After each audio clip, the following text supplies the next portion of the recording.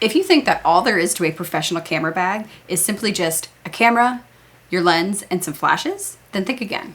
Welcome back to the final video in our Camera Bag Essentials series. By the end of this video, you'll know 10 new accessories that will really up your game as a wedding or portrait photographer. But before we jump into that, we want to introduce ourselves. I'm Hunter. And I'm Sarah. And we're Hunter and Sarah Photography, a professional husband and wife wedding photography team. We're also educators, and our goal is to help photographers build strong foundations in both their personal lives and their photography businesses so that they can run profitable and sustainable photography businesses. So over the course of this series, we've covered everything from DSLR versus mirrorless. We've done prime lenses, zoom lenses, macro lenses, on-camera flash, off-camera flash, and so much more. And this whole series has really been about helping newer photographers decide how to best spend their hard-earned photography dollars in a way that's really going to grow your business. So this week we are closing out our series with a good old top 10 list. These, top 10 small items are all things that could be a total game changer for you on your next wedding day. And a quick disclaimer at the top of this video, everything we show or talk about is linked in the description with an affiliate link. And it's in the order we mention it. So if you see anything you like, just scroll down to the bottom, check out that or the associated blog on our website, and it'll have all the links you need. But all right, let's jump right into it. All right, so jumping in, number one, reusable noise reducing earplugs. So this item is at the top of our list because I don't think we've ever met another professional wedding photographer who uses them, but we think they're pretty crucial for anyone who plans on not just a handful of weddings, but a career as a wedding photographer. Yeah, if you haven't been to many weddings yet, you may not really realize or appreciate just how loud a dance floor can be. Whether we're working with a DJ or a band, we love to shoot dancing photos from the thick of the action, where the music is honestly the loudest. And if you're like us, shooting, dozens of weddings every year, multiplied by years and years over the course of a career, yikes. Neither of us really want to be hard of hearing anytime soon. Yeah, we actually do know a photographer in his 60s who is partially deaf in both of his ears because his work as a concert and event photographer damaged both of his eardrums over the course of his career. And he's now totally dependent on hearing aids. And we just don't want that to be us. However, we still need to be able to communicate with each other and guests on the dance floor. So the type of earplugs that we use are actually designed specifically for concerts and music festivals, where it will reduce the decibels that actually make it into your ear without totally prohibiting you from being able to hear. Yeah, so they're small, comfortable, discreet, and they allow us to still talk with guests, to talk with each other while reducing, that potential noise damage from just years and years of loud music. I mean, in fact, I'm actually wearing them right now, and you probably didn't even notice. Oh, shoot.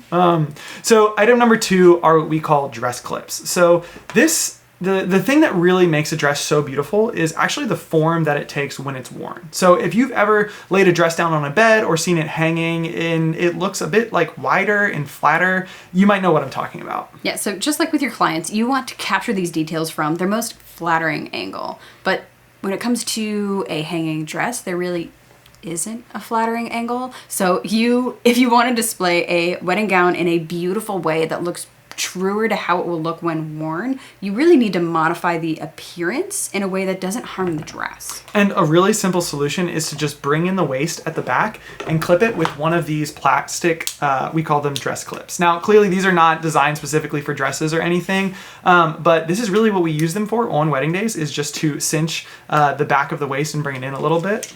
Yeah, and as you can see in these two images, cinching the waist on a hanging dress can make it look most similar to how it will look when it's worn. So number 3 is a fast card reader.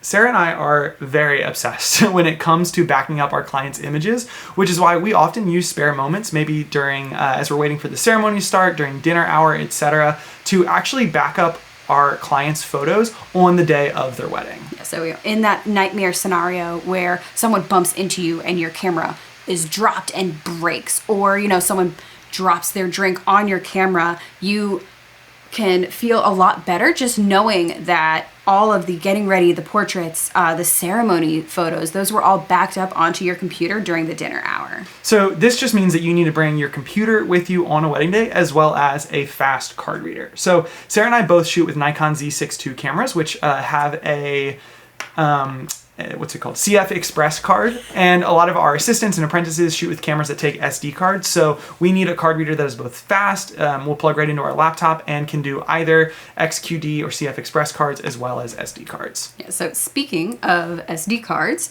number 4 is lots of memory cards and a memory card holder. So, along that same theme of backup, Hunter and I actually don't erase any of the photos from our memory cards until the final images have been delivered to our clients. Which we feel really strongly about. However, that means that if it takes us 4 to 6 weeks to deliver a wedding, we need enough memory cards that we can shoot for 4 to 6 weeks straight without deleting and freeing up any space. And during some of our really peak busy seasons in the spring and fall, 4 to 6 weeks could mean 10 or more weddings and a dozen engagement sessions or more. So we need enough memory that we can store all of that before we have to delete anything. Yeah, so this is why we own 8 128 gigabyte CF Express cards, as well as 8 128 gigabyte SD cards, since our cameras take one of each. But whatever your camera setup, you'll need plenty of additional cards, as well as a convenient way to safely store them. So number 5 is a computer screen calibrator. So if you've ever edited a photo on your laptop and then looked at that photo again later on your phone or on another computer and wondered why they look totally different, like, oh, that's not how I edited that at all. One of the problems could be the fact that your computer screen needs to be calibrated. Yeah, this is especially helpful if you edit your photos on a desktop like we do, or if you frequently switch between a desktop for your at-home editing and a laptop for on the road. And a good screen calibrator will only take you a few minutes to run every few months, but it can make a massive difference in the consistency of your final images. Yeah, just be wary of any software that claims it can calibrate your computer screen without any sort of associated hardware. Most screen calibrators like this one actually have a small lens that rests against your monitor, so it knows whether your monitor needs to be brighter, darker, cooler, warmer, all of it. Number 6 is a lens cleaning kit. So we pay a lot of money for our professional camera lenses, and the last thing that we would want to do is accidentally scratch or damage them. Yeah, we'd rather pay a little extra to make sure that any cleaning is done by a professional. So once every few months, we actually drop all of our gear off to be cleaned at a local camera shop. However, if any of our lenses get super dirty in between those cleanings, or if something happens on a wedding day and they need to be cleaned right away, we always keep just a simple cleaning kit on hand. Yeah, just make sure that any cleaning solution you use is specifically made for cleaning camera lenses. If you were to use the kind of spray that you use on your windows at home or on your glasses, you could actually be removing layers of protective coating from your lenses, which could negatively impact the quality of your images. And by the way, just kind of as a quick aside, like we mentioned last week, we keep UV filters on all of our lenses pretty much at all times. So if I'm talking about, cleaning a lens on a wedding day, we're actually cleaning the front of the UV filter. And in theory, the only people that will ever touch the front of our actual lenses are professionals who are professionally trained to clean them. Number 7, a folding stool. So I know you might not actually be able to tell from the YouTube video, but I'm short. It's true. I'm 5'2" on a good day, whatever that means. So that means that basically every single person we photograph is taller than me. It doesn't take much. And since shooting up at your subject is not the most flattering way to capture someone, we always bring our trusty stool with us to every single wedding and engagement session. And we don't break it out every time we shoot, but having that 18-inch folding stool that will collapse completely flat just kind of gives us a little bit of peace of mind. So when we do show up and, meet our couple for the first time in person, and they are 6'1" and 6'5", which has happened before, we know that we can just pop our trunk and the stool is always there. Yeah, and if you're short like I am and you're wondering whether it might be weird, I can tell you that no one has ever questioned the stool when we break it out. And some of our taller couples have actually been really impressed by the fact that we even considered our relative height difference. And in full disclosure, I've even stood on the stool before if we're ever shooting downhill.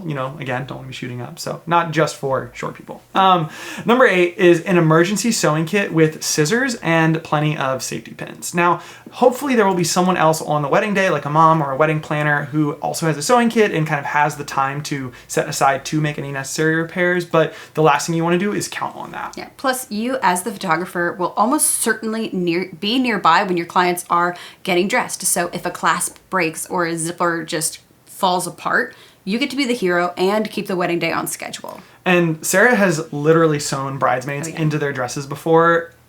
I have not done anything even close to that, but even if you don't know how to sew really well, like my wife, it's still worth keeping something like this on hand. I might not know how to sew, but I could definitely, use a safety pin to clasp a jacket together if a button falls off, or, use a set of scissors, or, kind of the minor stuff.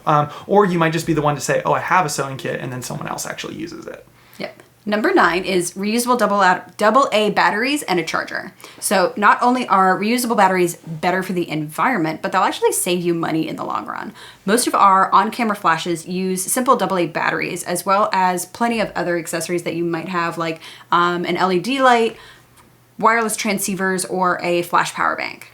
Now, we have enough rechargeable AA batteries for all of our equipment, plus a handful of spares that we just keep fully charged in carrying cases inside our camera bags at all times. Yeah, so after each wedding, we take the batteries out of any flash that we've used or anything else that we've used with AA batteries, and we pop it onto our smart battery charger, and they're charged up and ready to go by the following morning. So even for double wedding weekends, we have plenty of fresh batteries. And number 10 is a screen protector for your camera. So many of us are familiar with these simple tempered glass screen protectors that you might put on the front of a cell phone screen.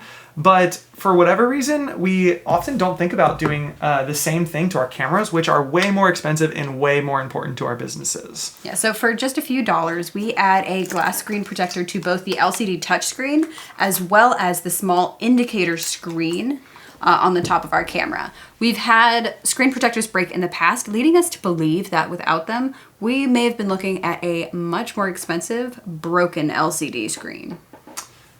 That's it. That's it.